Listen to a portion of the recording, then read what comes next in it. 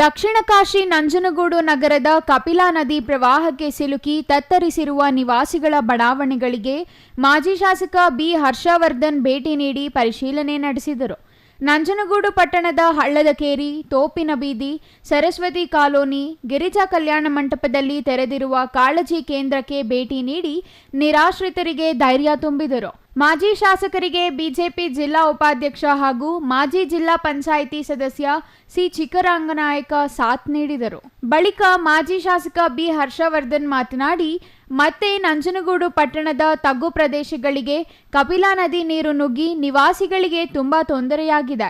ಮುಳುಗಡೆಯಾದ ಮನೆಗಳಿಗೆ ನಮ್ಮ ಸರ್ಕಾರ ಇದ್ದ ಸಂದರ್ಭದಲ್ಲಿ 10,000 ಪರಿಹಾರ ನೀಡಿದ್ದೆವು. ಈಗಿರುವ ರಾಜ್ಯ ಸರ್ಕಾರ ದುರಸ್ತಿಯಾಗಿರುವ ಮನೆಗಳ ಬಗ್ಗೆ ವರದಿ ತೆಗೆದುಕೊಂಡು ಸೂಕ್ತ ಪರಿಹಾರ ನೀಡಬೇಕು. ಆಹಾರ ಸೇರಿದಂತೆ ಇನ್ನಿತರ ವಸ್ತುಗಳನ್ನು ತೆಗೆದುಕೊಳ್ಳಲು ಅವರಿಗೆ ವ್ಯವಸ್ಥೆ ಕಲ್ಪಿಸುವುದು ಸರ್ಕಾರದ ಕರ್ತವ್ಯ. ಕಾರ್ಖಾನೆಯವರು ಮಾತ್ರ ನೆರವು ನೀಡುತ್ತಿದ್ದಾರೆ. ಆದರೆ ಸರ್ಕಾರ ಯಾವುದೇ ನೆರವು ನೀಡಿಲ್ಲ. ಸರ್ಕಾರದಲ್ಲಿ ಹಣ ಇದೆಯೋ ಇಲ್ಲವೋ ಎಂಬ ಪ್ರಶ್ನೆ ಕಾಡುತ್ತಿದೆ. ನಿರಾಶ್ರಿತರಿಗೆ ನೆರವು ನೀಡಲು ದುಡ್ಡಿಲ್ಲವೇ ಎಂದು ಪ್ರಶ್ನಿಸಿದರು. ಈ ಹಿಂದೆ ಬಿಜೆಪಿ ಸರ್ಕಾರ ಇದ್ದಾಗ 3 ಲಕ್ಷದವರೆಗೂ ಪರಿಹಾರ ನೀಡಿದ್ದೇವೆ. ಈಗಾಗಲೇ ಶ್ರೀ ನಂಜುಂಡೇಶ್ವರ ಸ್ವಾಮಿ ದೇವಾಲಯದ ದಾಸೋಹ ಭವನದಿಂದ ಊಟದ ವ್ಯವಸ್ಥೆ ಕಲ್ಪಿಸಲಾಗಿದೆ. ಸರಸ್ವತಿ ಕಾಲೋನಿಯಲ್ಲಿ ಸ್ವಚ್ಛತೆ ಇಲ್ಲ, ಡೆಂಗ್ಯೂ ಬರುವ ಸಾಧ್ಯತೆ ಇದೆ. ಕೂಡಲೇ ಅಧಿಕಾರಿಗಳು ಎಚ್ಚೆತ್ತುಕೊಂಡು ಜಾಗ್ರತೆ ಕ್ರಮ ಕೈಗೊಳ್ಳಬೇಕು ಎಂದು ತಿಳಿಸಿದರು. ಈ ಒಳ್ಳೆಯದು ಜಾಸ್ತಿ ನೀರು ಬಿಡೋದ್ರಿಂದ ಇಲ್ಲಿ ಮತ್ತೆ ಈ ಕಡೆ ಕೆಲವು ಕಾಲೋನಿಗಳದೆಲ್ಲ ಇರ್ತಕ್ಕಂಥದ್ದು ಸ್ವಲ್ಪ ಮುಳುಗಂಥ ಸಾಧ್ಯತೆಗಳಿದೆ. ಯಾಕಂದರೆ ನಾವು 5 ವರ್ಷದಲ್ಲಿ ಕಂಟಿನ್ಯೂಸ್ ಆಗಿ 3 ವರ್ಷ ನೋಡಿದ್ವಿ. ಸೊ ಹಾಗಾಗಿ ಇವತ್ತು ಇದೇ ಒಂದು ವಿಚಾರ ಇಟ್ಕೊಂಡು ನಾನು ಇವತ್ತು ದೇವಸ್ಥಾನದಲ್ಲಿರ್ತಕ್ಕಂಥ ಗಿರಿಜಾ ಕಲ್ಯಾಣ ಮಂಟಪಕ್ಕೂ ಬಂದಿಲ್ಲಿ ಮತ್ತು ಸರಸ್ವತಿ ಕಾಲೋನಿಗೂ ಬಂದಿದ್ದೀನಿ. ಇಲ್ಲಿ ಗಂಜಿ ಕೆದ್ದರಿಗೆಲ್ಲ ಭೇಟಿ ಕೊಟ್ಟಿದ್ದೀನಿ.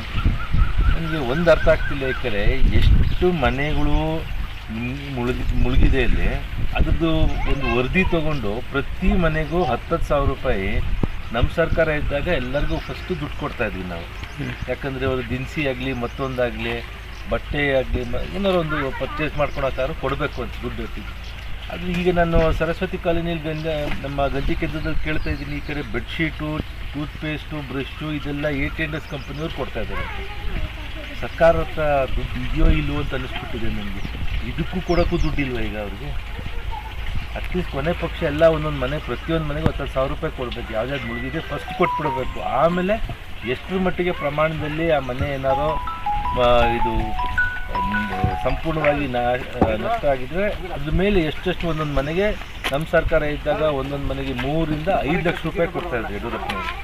ಸೊ ಈಗಲೂ ಕೂಡ ಘೋಷಣೆ ಮಾಡಬೇಕು. ಬಟ್ ಇನಿಷಿಯಲಾಗಿ ದುಡ್ಡು ಕೊಡೋಕ್ಕೆ ಇವರಿಗೆ ಸರ್ಕಾರದ ಹತ್ರ ಇಲ್ವಲ್ಲ. ಸೊ ಇವತ್ತೆಲ್ಲ ಬಂದು ಎಲ್ಲ ಮಾತಾಡ್ತಾ, ಮತ್ತು ನಮ್ಮ ದಾಸೋಹ ಬಂದಿಂದ ಊಟ ಬರ್ತಿರೋದ್ರಿಂದ ಊಟದೇನು ತೊಂದರೆ ಏನಿಲ್ಲ ಅಲ್ಲಿ. ಬಟ್ ಮುಂಚೆನೇ ಸ್ವಲ್ಪ ದುಡ್ಡು ಕೊಡೋಂಥದ್ದು ಮಾಡಬೇಕಾಗಿತ್ತು. ಅದು ಯಾಕೆ ಮಾಡಿಲ್ಲ ನನಗೆ ಗೊತ್ತಿಲ್ಲ. ತಾಲೂಕು ಆಡಳಿತ ಇದ್ರ ಬಗ್ಗೆ ಎಚ್ಚೆತ್ಕೊಬೇಕು ಅಂತ ನಾನು ಕೇಳ್ಕೊತೀನಿ. ಇನ್ನು ಈ ವೇಳೆ ಬಿಜೆಪಿ ಜಿಲ್ಲಾ ಉಪಾಧ್ಯಕ್ಷ ಚಿಕ್ಕರಂಗನಾಯಕ, ನಗರ ಬಿಜೆಪಿ ಅಧ್ಯಕ್ಷ ಸಿದ್ದರಾಜು, ವೆಂಕಟೇಶ್, ಅನಂತ್ ಮತ್ತಿತರರು ಹಾಜರಿದ್ದರು. Kumar, CTV news, Nanjangud.